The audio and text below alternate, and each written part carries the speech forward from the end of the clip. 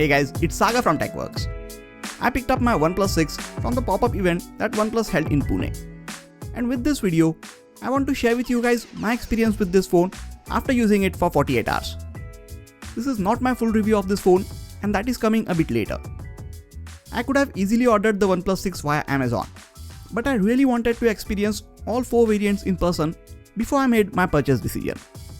Silk White was the one I ended up liking the most, but sadly, that was not on sale on the launch day, so I went with the Midnight Black variant with 8GB of RAM and 128GB of storage.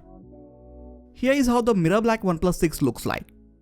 It is very glossy, so it is going to be extremely difficult to keep it smudge free.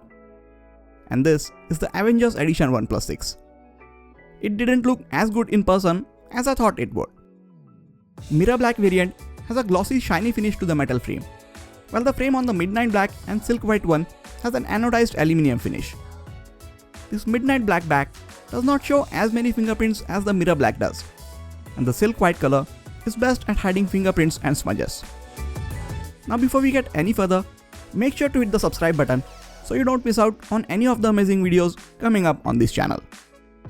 OnePlus 6 is just as tall and wide as the OnePlus 5T, and I like its form factor. Because of the glass back, it is a few grams heavier than the OnePlus 5T. It is not too thick or too wide, so it fits really well in my hands. Most people might not notice, but the back is still made of glass and I love the way it feels. It is a bit slippery, so I would definitely suggest you guys to use a case with it. The dual cameras at the back are now placed vertically in the center above the oval-shaped fingerprint sensor. I really loved tall displays ever since I used the Samsung Galaxy S8 last year. OnePlus 6 has a 6.28-inch display with a notch at the top. Most of the flagship smartphones coming out in 2018 are going to have a notch, and we should just accept this fact and move on. I am not too fond of the notch, but it did not bother me too much on the iPhone X, and it still doesn't bother me on the OnePlus 6. What bothers me is that Android phones have been really quick in copying the notch from the iPhone X.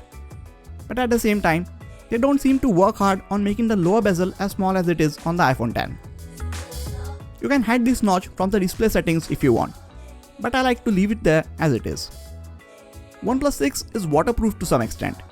They did not give any IP rating, so I won't suggest you to take it for a swim or bath, but it should be able to handle an accidental water spill or some light rain. The fingerprint sensor is fast and accurate as it has been on all of the OnePlus smartphones. You also have Face Unlock, which is extremely fast. You barely get to see the lock screen if you have Face Unlock enabled. It is not the most secured way to unlock your phone or authenticate payments, and for that reason, you still have the fingerprint sensor. Alert slider is moved to the right above the power button. I have actually got used to it being on the left side on all of the OnePlus smartphones before this, so I am finding this one a bit difficult to use. Maybe I will get used to this new position in some time. The SIM card tray on the left can take 2 nano SIM cards. There is no micro SD card slot, so you cannot expand the storage of this phone later on. The 6.28-inch AMOLED display is very bright. It might not be as sharp as some of the flagship smartphones, but with a resolution of 2280 by 1080 pixels, I think OnePlus has struck the right balance between the display size and the battery life on this phone. Overall performance of the OnePlus 6 has been super fluid so far. Thanks to Snapdragon 845 processor, apps load up faster and multitasking is a breeze. OnePlus says that they have made many internal changes to their Oxygen OS to make this phone feel even faster than it actually is. I need more time to stress this phone out with a lot of heavy apps and games, so I will have more to say about its performance in the full review. I've got the 8GB RAM variant, which I think is overkill, but they did not have the 6GB RAM variant option in Midnight Black color, so I went with this one. I am still in the process of testing out these dual cameras in various lighting conditions, but looking at some of the early samples, I have very high hopes from these cameras. In 2018, it is basically a norm for every smartphone to come with a dual camera setup, and they all make use of this setup in different ways. Secondary camera on the OnePlus 6 is only there for sensing depth information while taking portrait shots. I feel that if a company is adding dual cameras, then at least give us a telephoto or a wide-angle lens on the second sensor. We finally get optical image stabilization on the primary camera, and we can shoot 4K videos and up to 60 frames per second 1080p videos at up to 240 frames per second and 720p videos at up to 480 frames per second. More about this in its dedicated camera review. There is no portrait mode in the front-facing camera yet, but OnePlus says that this feature is coming in one of the future software updates. Oxygen OS is snappy and everything just runs smoothly. It is running on Android 8.1 and you can even install Android P Beta on this device if you want. Oxygen OS allows you to get rid of the on-screen navigation buttons and use gestures to navigate along this phone. So the whole experience of using this phone becomes more immersive. Since using the iPhone X, I have always felt that gestures are a better way of navigating through the user interface. Sound from the single downward firing speaker is not the loudest or the best, but you still get the headphone jack if you want to plug in a good set of earphones. I wanted to let you guys know about the battery life, but 48 hours is not enough time to put the battery through its paces. I have charged this phone once with the dash charger, and it is still my most favorite feature about the OnePlus smartphones.